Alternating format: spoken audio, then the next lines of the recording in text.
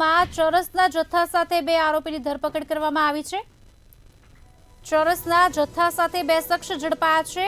એસઓજીની ચપેટમાં આવી ચૂક્યા છે। શહેરના ભાવનગર રોડ પરથી આ ચરસનો જથ્થો ઝડપાયો છે। આપને જણાવી દઈએ સમાચાર, ત્યારે આરોપીઓ પાસેથી 3 ગ્રામથી વધુનો ચરસનો જથ્થો ઝડપાયો છે।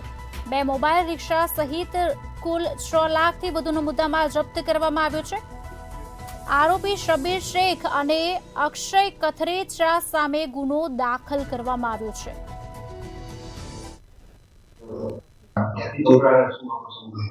બંને શખ્સો પાંજરાપોળની સામેની શેરીમાંથી પકડાયેલા છે। શબીર શેખ અને અક્ષય કથરેચા કરીને 2 વ્યક્તિઓ પકડાયેલા છે રિક્ષામાં, અને 3 કિલો 965 ગ્રામ જેવા જથ્થા સાથે પકડાયેલા છે।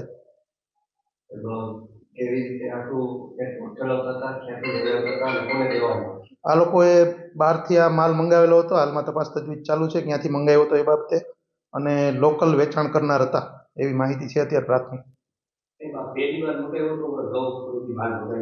અગાઉ મગાવેલો છે કે નહીં એ બાબતે આરોપીઓની પૂછપરછ હાલમાં ચાલુ છે। શબીર રહ્યો એમને અગાઉ આર્મ્સ એક્ટના ગુનામાં અગાઉ પકડાયેલો છે।